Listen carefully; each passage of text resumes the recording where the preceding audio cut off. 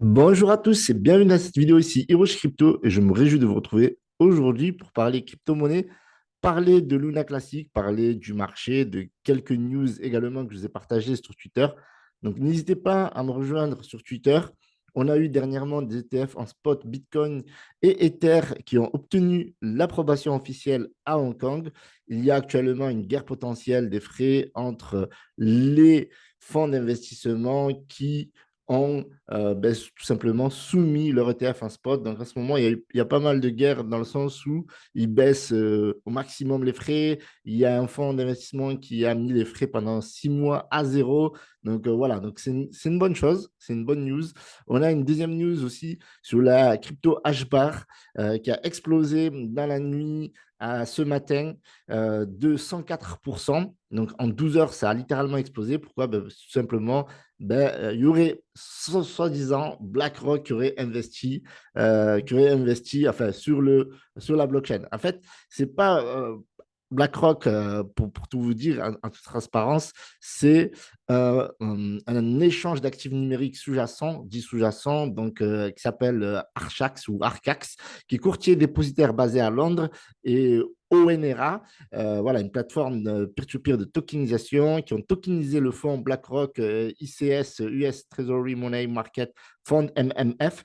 Voilà, ils appellent ça plus facilement MMF sur la blockchain Elera, donc la blockchain HBAR. Et donc, il y a eu un coup de communication de Shane Ingdon, qui est le PDG de HBAR Foundation, qui a commenté l'annonce en déclarant que l'ajout du fonds MMF de BlackRock est un énorme vote de confiance. Et du coup, le coin, il a littéralement explosé. Il est passé de 8 centimes à 18 centimes. Et au moment où vous avez fait l'article, il était à 15 centimes. Et là, actuellement, le cours du token, du coin, est à 12 centimes. Mais on va pas les plaindre, d'accord? Parce que, alors que le marché corrige fortement, sur les 7 derniers jours, ils sont quand même sur une hausse de 58,47%. Donc, c'est pas mal. HBAR, c'est une très bonne crypto-monnaie, c'est un très bon projet. Ils sont classés 24e, voilà, une capitalisation de 4,5 milliards. Je ne dirais pas que c'est le bon moment d'investir vu l'annonce, ça pourrait corriger encore, mais voilà, ça a pas mal explosé.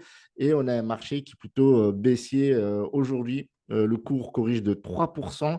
On a d'ailleurs ce crypto bubble, on le voit bien.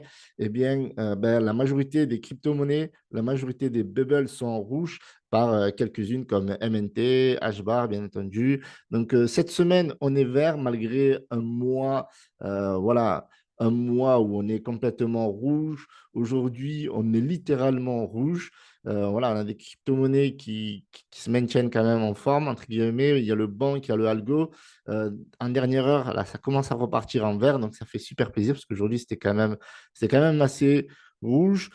J'ai d'ailleurs partagé sur Telegram, voilà, mon pressentiment sur le marché. Bon, là, ça a du mal à charger. Voilà, comme j'ai l'impression que le Bitcoin a mis le frein à main, voilà, depuis qu'il y a eu le halving, il ne se passe pas grand-chose d'un point de vue macroéconomique.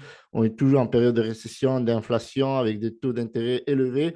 Et en période géopolitique, on est dans une période assez critique avec tout ce qui se passe au Moyen-Orient. Tout ça, ça fait que le Bitcoin n'explose pas trop. On est à 64 000. On ne va pas quand même se plaindre, même s'il y a une baisse de 3%. L'Ether autour de 3 145 dollars. Le BNB, voilà, qui performe pas mal quand même à plus de 607 dollars. Le sol, toujours autour des 150 dollars. Et notre XRP, notre stablecoin, non, je rigole, autour de 0,53 centimes. Voilà. Sinon, le marché dans son ensemble est en train de corriger. Voilà, ADA, on repasse en dessous des 50 centimes. Shiba Inu, ça se porte assez bien par rapport aux bonnes news qu'il y a eu dernièrement. On reste sur une hausse de 17%, vu qu'ils vont sortir bientôt leur prochain Layer 3. Voilà, dans son ensemble, sur les 7 derniers jours, ça reste assez correct. HBAR, voilà, super forme le marché, forcément avec la grosse news du moment. Mais sinon, aujourd'hui, ça reste quand même assez baissier. Donc, le Bitcoin, qu'est-ce qu'il nous fait? D'accord? Bitcoin, très important d'analyser sur le Bitcoin avant de revenir sur l'UNC.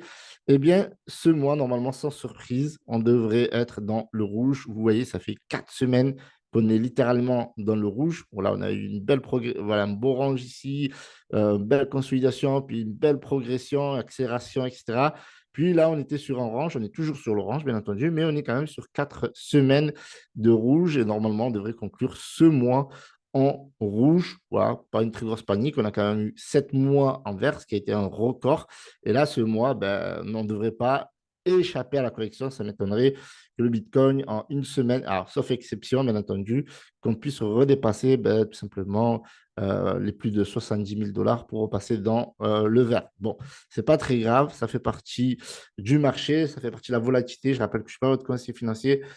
N'oubliez pas de mettre le pouce bleu, très important. On va parler de l'UNC. Donc, l'UNC, il y a toujours le soutien de Binance. Donc, on devrait avoir du burn dans la semaine, dans les 7 jours à venir. On devrait avoir du burn de Binance, peut-être moins de 7 jours, parce que généralement, ils font ça le 29 ou le 30.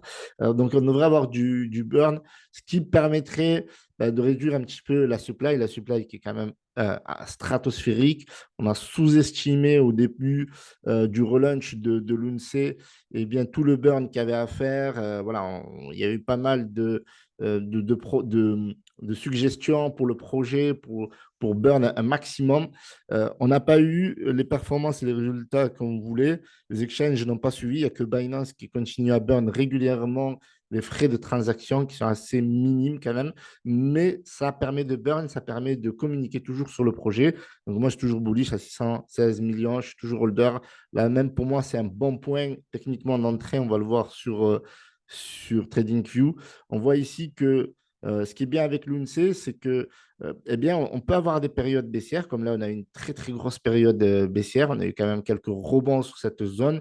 Zone où on rebondit pas mal. Bon, là, on était descendu en même temps que tout le monde quasiment, même si là, octobre, c'était voilà, le nouveau départ, enfin, le rallye, en tout cas pour aller chercher les ETF au mois de décembre, janvier. Voilà, la news est tombée. Et puis après, ça a corrigé. Et puis voilà, c'est remonté, etc. Donc là, on est en weekly, bien entendu. Si on regarde en daily, on voit clairement qu'on a touché cette zone. On a eu ben ici un retournement autour des 4,07. Donc, on avait un bon point d'entrée ici. Donc là, on voit qu'on est sur une petite tendance haussière en daily. Ouais, ce n'est pas une très grosse tendance, j'aimerais dire, mais voilà, on est sur un bon support. En tout cas, on va dire ça comme ça. Mais en weekly, on voit bien clairement que voilà, on a rebondi, on repart à la hausse, même si là, voilà, ça corrige cette semaine. C'est normal, ça suit aussi en même temps le Bitcoin. Donc, ce mois baissier, mais on voit que ben, la plupart des derniers mois, on était quand même plutôt haussier depuis, depuis le 4,057. Donc, voilà. Donc, pour moi, on est, j'aimerais dire, plus qu'une zone de rechargement, zone de DCA. D'accord. Clairement, on voit que, vu ce qui se passe autour du projet, dans le projet, au niveau de la communauté, eh bien, on voit clairement que de toute façon, ça rebondit à chaque fois. Je veux dire, même si on ne va pas faire entre guillemets les millions, mais il y a toujours moyen de chercher un bon pourcentage, 138%. Donc, ça reste un projet qui, j'aimerais dire, offre une opportunité de prendre des profits, à part si on est full hold, etc. Donc, moi, au début, j'étais full hold. Et après, ben, forcément, vu les aléas du marché, ben, des fois, on a tendance à prendre des profits, etc., puis se repositionner. En tout cas, là, on a une bonne zone de se repositionner avant une éventuelle explosion, un nouveau rallye, etc. Donc, oui, on est à 600 millions. Donc, c'est une capitalisation qui n'est pas très élevée et une capitalisation où on a tendance à repartir vers le haut, autour des 500 millions. Je vous en ai parlé la semaine dernière.